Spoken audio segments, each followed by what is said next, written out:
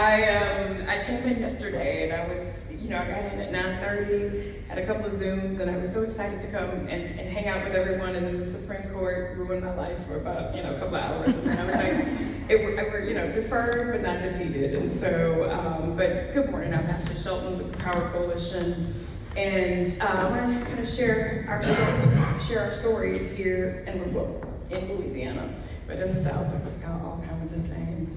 We know all too well voter suppression in all of its forms. The 30-question literacy test that had to be completed in 10 minutes, reducing voting sites, changing polling locations without notification, cracking, packing, racial gerrymandering, and these are all strategies to neuter the voices of the growing majority minority. For Power Coalition, it certainly, at Power Coalition and in the Deep South, it certainly feels like at every turn, before every election, before every win, there's always a new tactic to abate our ability to participate in democracy and our ability to win. These barriers, suppressive as they are, they do not alter our drive, our passion, or our call to action to make change. It actually was and continues to be the motivation for more than 250 Black Louisiana voters from across the state to show up on February 1st and 2nd, which was the opening of our redistricting session, filling the Capitol to have their voices heard. I was teasing my team in this most recent special session for redistricting, because we've had two now. One of the legislators kept saying, these people from out of town kept following us around for the road show. And I made sure that it was clear that nobody was following me around. That was my staff. That was LDF staff and ACLU staff, but everybody else was a citizen of the state of Louisiana. And I said, and every single person that came to the Capitol had to fill out a card with their address. And I said, while we're reading the record, please check the record. And so it was always quite funny how folks want to undermine the voices and the power of actually filling the Capitol, and also too their fear and their reaction to how are they doing this, right? Many were present, and even though they understood that the second district that we were fighting for at the congressional level would not change their specific community or their part of the state, but what they knew is having multiple African American leaders in Congress, or at minimum a candidate of choice, would strengthen our collective voice and be one more vote on legislation like the John Lewis Voting Rights Bill, other key legislation that no legislator in Louisiana voted for in the last year, because unfortunately, Congressman Cedric Richmond stepped down, and then there was a lag between the elections, and so now we certainly have Congressman Troy Carter, but on these very important pieces of legislation, we had no representation of even the one district that is currently in Louisiana majority minority. Today I don't, it's not good news, but I have a hopeful perspective. Today we were supposed to be in court. The Middle District of the state of Louisiana was supposed to convene at 9 a.m. today. And Judge Shelley Dick from the Middle District, she was going to preside over the final passage of a two-district map, because our legislature refused to do so, refused to even submit a two-district map. And so we, at the time, before yesterday, we were headed to the Fifth Circuit. We were fighting, we submitted all the documents we needed to the Supreme Court. And, at the 11th hour, of course, they stayed the decision. And so, again, deferred, but not defeated. And so I'll be standing shoulder to shoulder with Evan Milligan and the team in Alabama to understand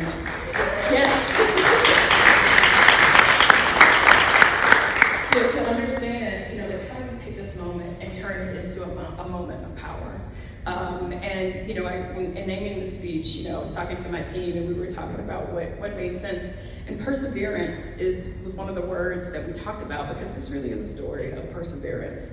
And when you work in the South, you understand that it's like a relay race. Like you put the baton, you win one leg, they bring the other leg back. You go this way, you go back this way. And so it's kind of a back and forth, but I'm really proud to say that, we've been winning at the Power Coalition. We've been winning in Louisiana.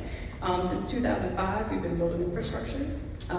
We have had many wins, including ensuring that naturalized citizens could vote like every other voter in Louisiana without having to bring their entire life with them to the polls. Mm-hmm. We supported and won a ballot measure ending the racist practice of non-unanimous juries. 64% of the state said that they wanted non-unanimous juries, and so, which is strange for Louisiana, but it was something about being one of the only 2 states in the country that were still convicting people with non-unanimous juries. We expanded Medicaid, which provides more than 350,000 people in our state health care. And finally, we've expanded voting rights in our state for the last 2 years, while the rest of the country was going the other way.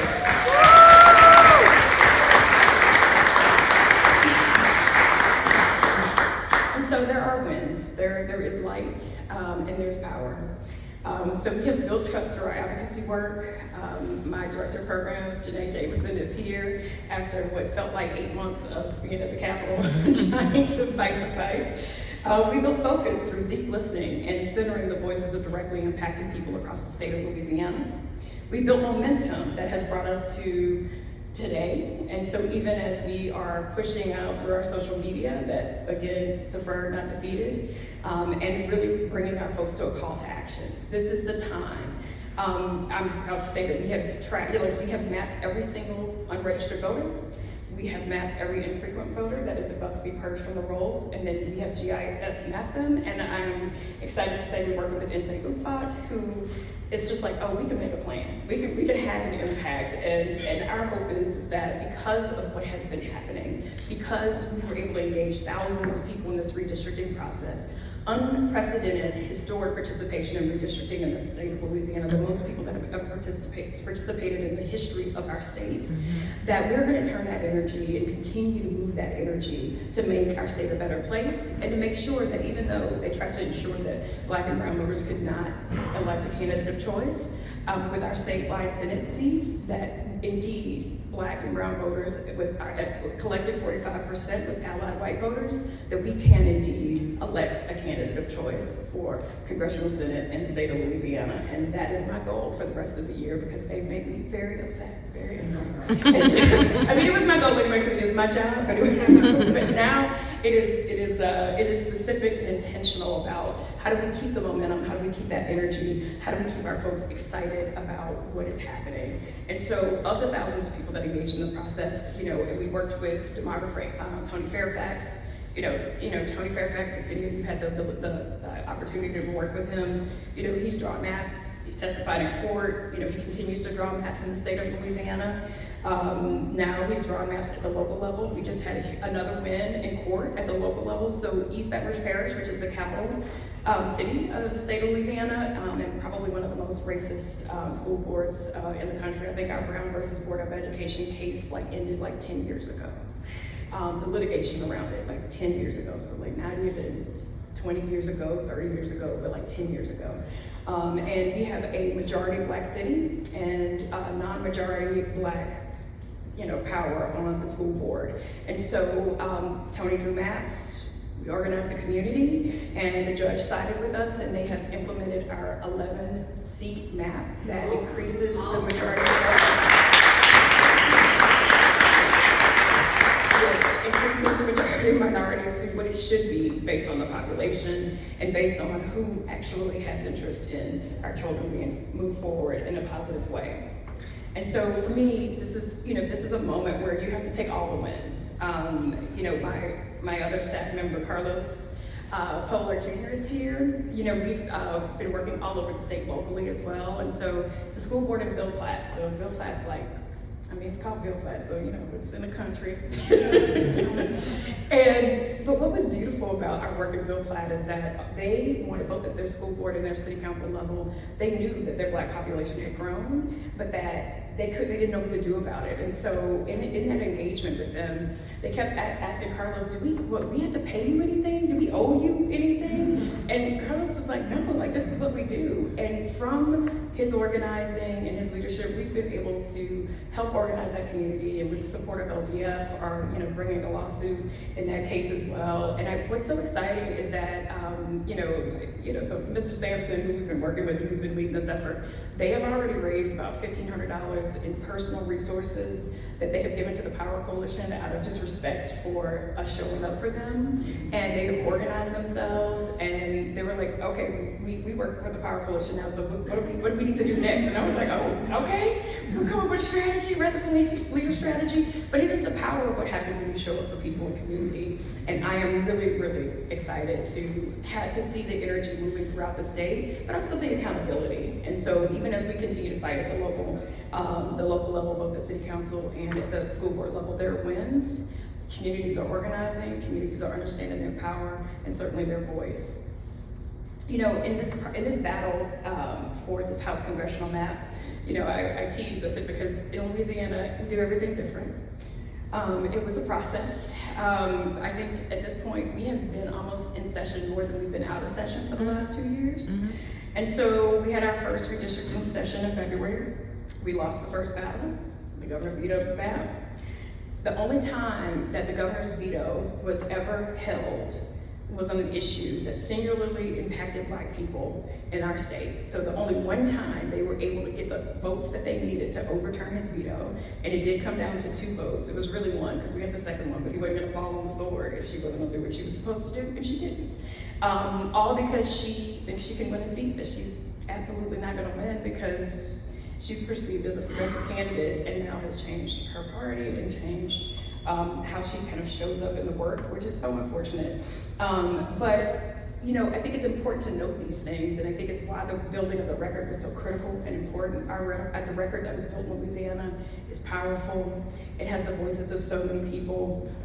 And when the final vote for the veto was done, they erupted, like literally the chamber erupted into cheering, clapping, they were high-fiving when they knew they had the votes to overturn the veto.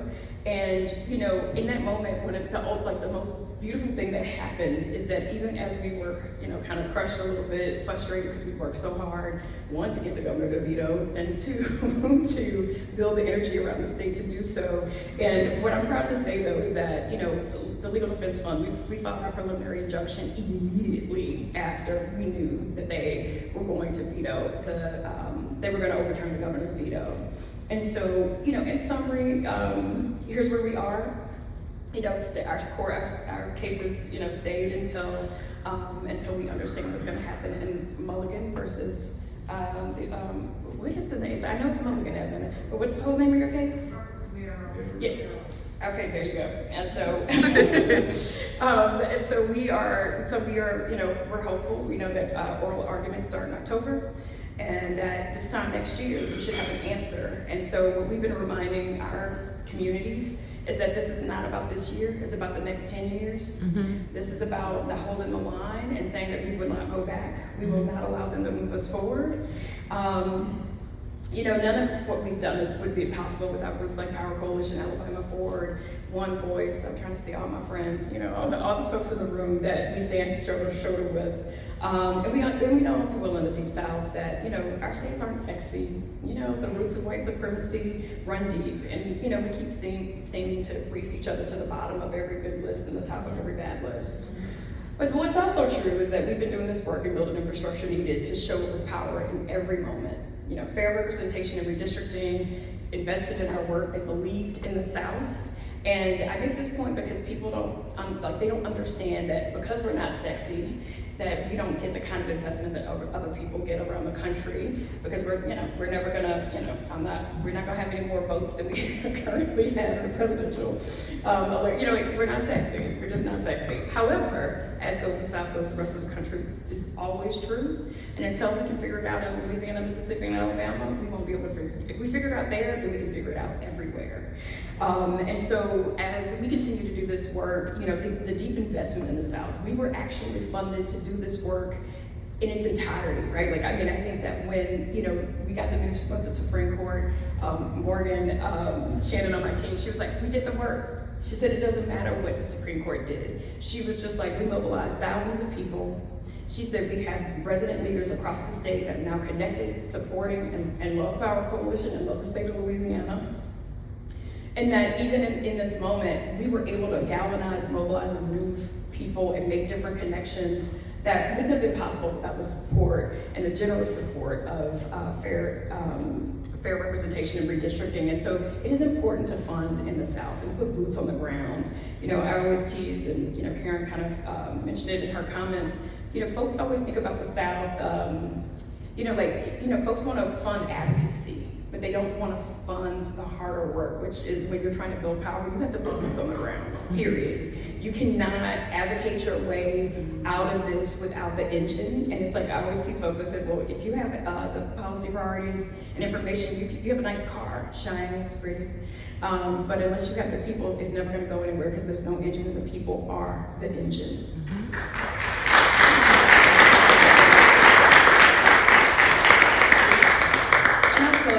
I mean, I think one of the things that also kind of put this in perspective for me is that, you know, there is not one right that African Americans have that was not granted by a federal court from the inception of this country.